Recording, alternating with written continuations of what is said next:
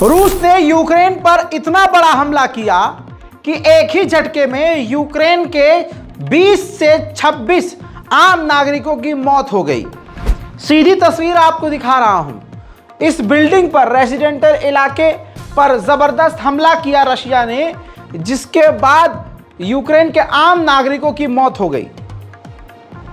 रूस से ऐसी उम्मीद नहीं की जा रही थी कि अब वो ऐसे मौके पर, जहां पर रूस के व्लादिमीर पुतिन के खिलाफ इंटरनेशनल क्रिमिनल कोर्ट में केस दर्ज है और वारंट जारी है, ऐसे में ऐसा कोई बड़ा हमला करेगा रशिया। लेकिन रशिया ने ओमान नाम के एक शहर पर यूक्रेन के हमला करके उस पूरी बिल्डिंग और इलाके को तबाह कर दिया।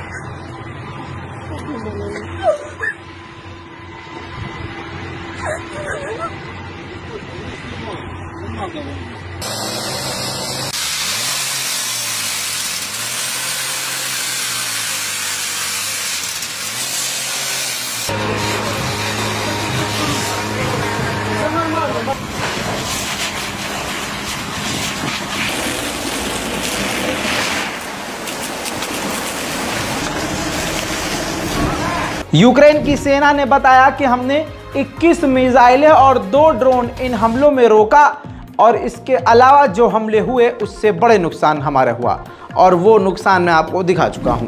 यूरोपीय यूनियन बुरी तरह से रशिया पर भड़का है और कहा है कि ये जो सिविलियंस पर हमला कर रहा है रशिया, ये वॉर क्राइम है। जवाबी कार्रवाई में यूक्रेन ने फिर डोनेट्स्क के इलाके में रूस के कब्जे वाली जगह पर हमला किया, जिसमें भी यूक्रेन के 7 नागरिकों की मौत हो गई।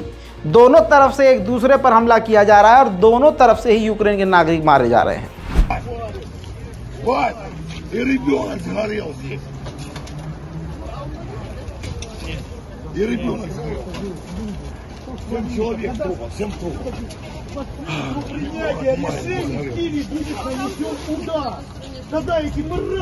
Ну это нормально? С кем воюет эта гребаная ВСУшная армия? Посмотрите, что творится. Центр города.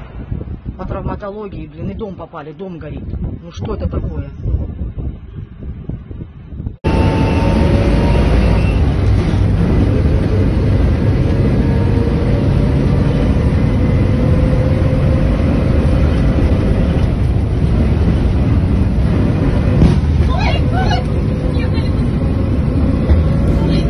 उधर रशिया ने साफ साफ कहा है कि 100 से ज़्यादा रूसी नागरिकों को गैर कानूनी तरीके से बहानों से पॉलिटिकल फ़ायदे के लिए 100 रूसी लोगों को अमेरिका ने अपनी जेलों में ठूसा हुआ है। उधर रूस के कैमिकाज़े ड्रोन ने जर्मन टैंक पर बड़ा हमला करके जर्मन के टैंकों को तबाह करने में कामयाबी हासिल की।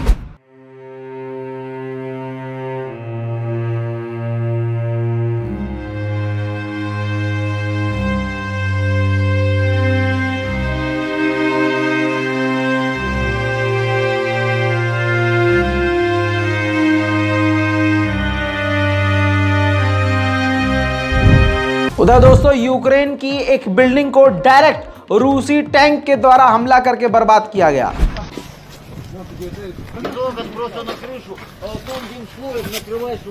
Ебать, что это, оно прям в окно залетело, нахуй? Да. Охуеть. इसके अलावा रूस ने उन सैनिकों को अवार्ड बांटे हैं जो सैनिक फ्रंट लाइन से लड़कर वापस लौटे थे। मेडल, अवार्ड और इनाम उनको दिए गए हैं। मेरे दोस्तों, ईरान के ऐसे ड्रोन नज़र आ रहे हैं यूक्रेन की जंग में जिससे यूरोप हिल गया है। इस रिपोर्ट के मुताबिक इन्वेस्टिगेशन जब करी एक्सपर्ट्स ने तो पता चला कि रूस जिन ईरानी ड्रोन का इस्तेमाल कर रहा है उसके अंदर जो ख़ास और बड़े पुर्जे हैं वो जर्मन मेड हैं और वो जर्मन टेक्नोलॉजी 20 साल पहले ही ईरान को मिल गई थी, जिसको वो अपग्रेड करके इस्तेमाल कर रहा है। इसके बाद यूरोप पूरी तरह से हैरत में है कि आखिर ईरान को ऐसी टेक्नोलॉजीज हमारी कैसे मिल गई। अब दोस्तों, इसके अलावा रशिया एक नए ईरानी हथियार का इस्तेमाल कर रहा है, जिसकी तस्वीर आपकी स्क्रीन पर है।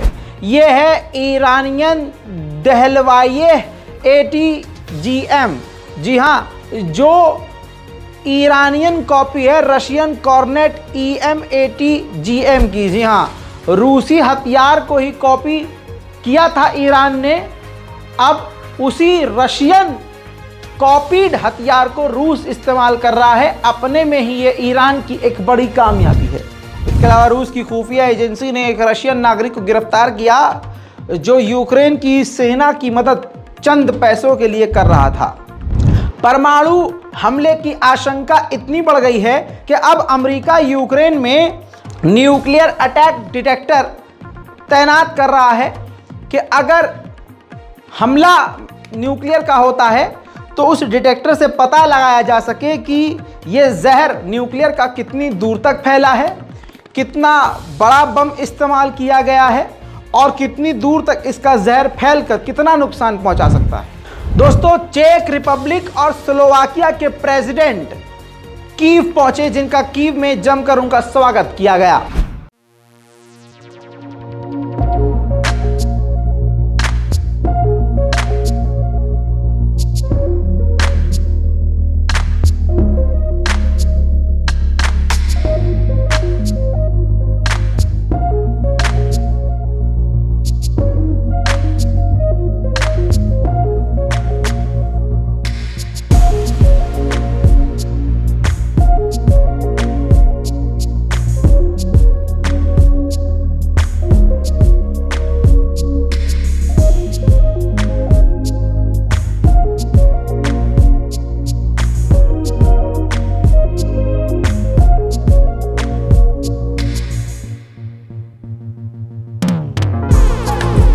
उधर व्लादिमीर पुतिन ने कहा है कि ड्रोन चलाना अब स्कूल में सिखाना होगा, क्योंकि आगे आने वाला भविष्य इन्हीं टेक्नोलॉजी और ड्रोन पर है।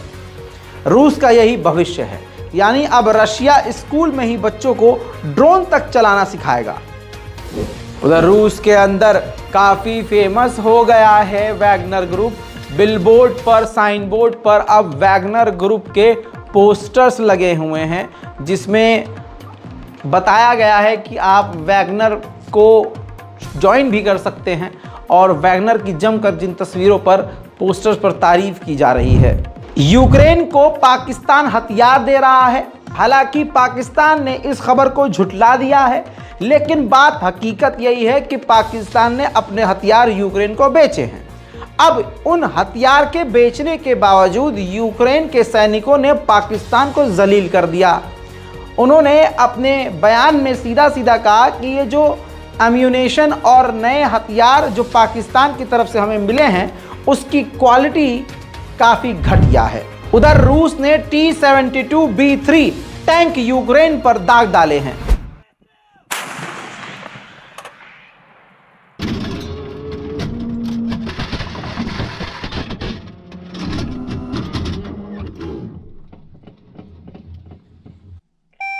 Выстрел.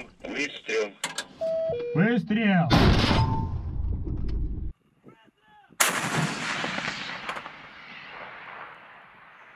Выстрел!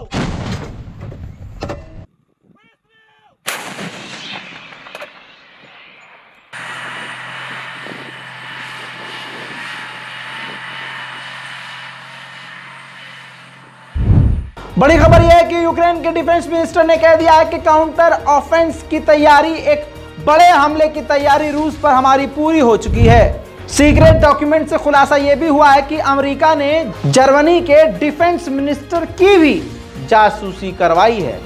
ऐसा कोई सगा नहीं जिसे इस अमेरिका ने ठगा नहीं। उधर बेलारूस के ही एक गांव में अपने लोगों से मिलने के लिए पहुंचे और उस मुलाकात के दौरान उन्होंने कहा कि हम जंग नहीं चाहते, लेकिन अगर हम पर हमला हुआ और उन्होंने हद पार करी तो हम लड़ेंगे। Добрый день. Это самые стойкие, героические люди, которые не сбежали из ветки в свое время. Александр Григорьевич, как мы рады вас видеть. Какие у вас есть проблемы на сегодня? Проблем нет, мы вас ждали. Не может быть. Не У нас может так быть. красиво, такая ветка преобразилась 4 года У вас назад. красиво, да, Да, чисто, аккуратно. но проблемы все равно должны быть. Я хочу вам огромное спасибо сказать для многодетных. Это огромное спасибо. Ну, И без спасибо. Главное, что я гражданка Украины, и вы мне дали гражданство. До конца жизни. И самое главное, чтобы вы также поддерживали мир, чтобы у нас всегда светило солнце. Так я Нам вы- только мир нужен, и вам здоровья, Но я огромное воевать не здоровья. хочу. И мы тоже, и мы. А совсем спасибо.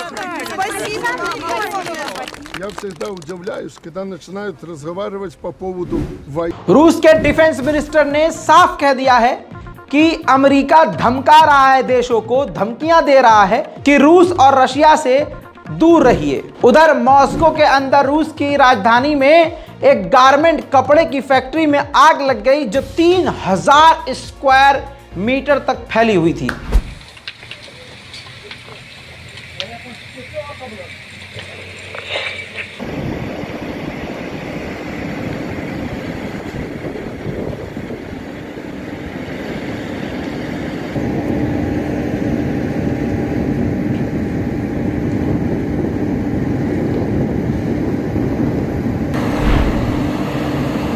दोस्तों, रूस के डिफेंस मिनिस्टर ने यूके को वार्निंग दी है।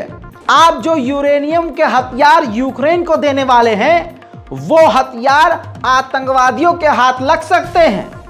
तो याद रखिएगा, कोई भी ऐसा कदम मत उठाना जिसे बाद में सोचकर पछताना पड़े।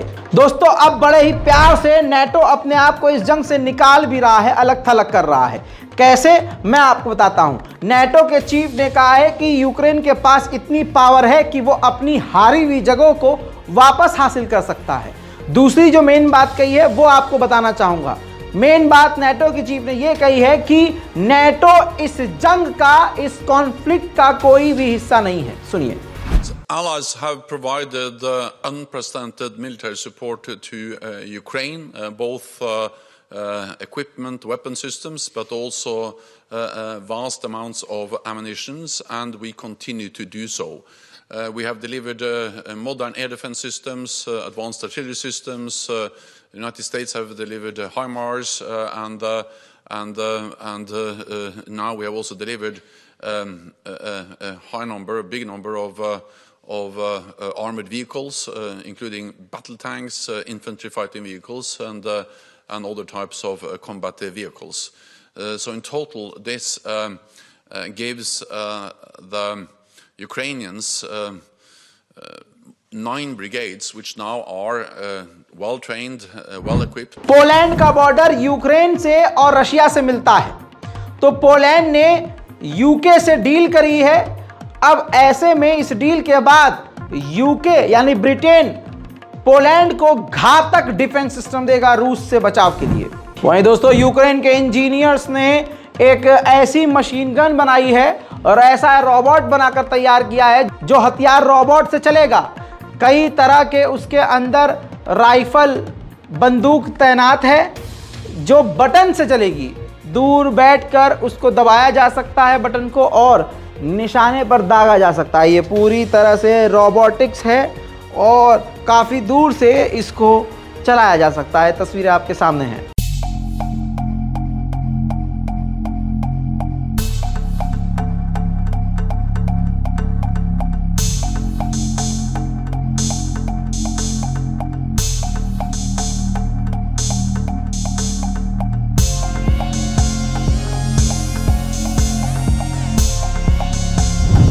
उधर ज़ेलेंस्की ने चाइना के राष्ट्रपति शी जिनपिंग से मदद मांगी है कि हमारे यूक्रेन के बच्चे जो किडनैप करके रशिया ले गया है, उन्हें वापस लाने में आप हमारी मदद कीजिए।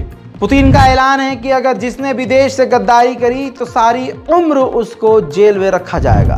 दुनिया भर की बड़ी बड़ी कंपनियों ने रूस को छोड़ दिया है। माइक्रोसॉफ्ट पर भी अमेरिका का दबाव था कि वो भी छोड़ दे रशिया, लेकिन माइक्रोसॉफ्ट ने इनकार कर दिया और माइक्रोसॉफ्ट रशिया में अभी भी काम कर रही है। अब नेटो के चीफ के जो बदले बदले सुर नजर आ रहे हैं, जो कह रहे हैं कि हम इस जंग का हिस्सा नहीं हैं। उसकी वजह बताता हूं। एक्स नेटो के आर्मी के कमांडर ने कहा है, अगर ये जंग ऐसे ही चलती रही नेटो के हथियार खत्म हो जाएंगे। साथ में नेटो के कमांडर ने यह भी कहा है, रूस के सैनिकों की तादाद अब यूक्रेन में बढ़ रही है। यूक्रेन के खार्किव के इलाके में, जिस इलाके में यूक्रेन ने अपने हथियार छुपा कर रखे थे, रूस ने वहां पर आर्टिलरी दाग दी है।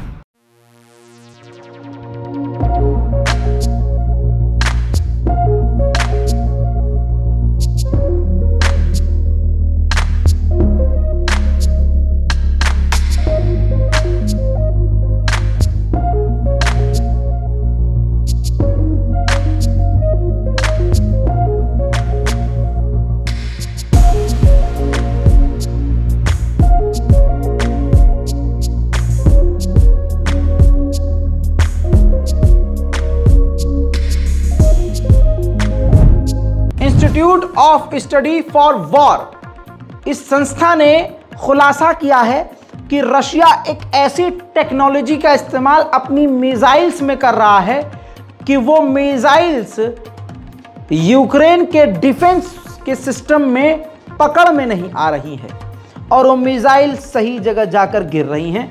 यूक्रेन को बड़ा नुकसान हो रहा है। ऐसे ही अदीवका के इलाके में यूक्रेन के हथियारों का भंडार था, रशिया ने तबाह कर दिया।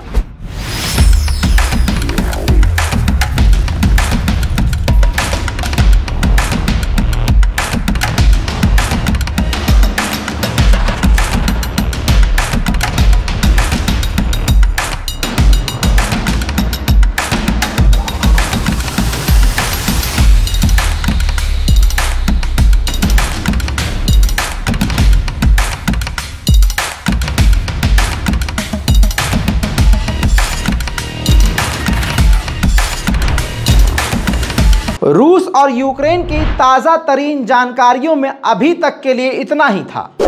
चैनल को सब्सक्राइब कर लीजिए ताकि आपसे कोई खबर मिस ना हो। मैं हूं रजा और आप देख रहे थे रजाग्राफी। जय हिंद।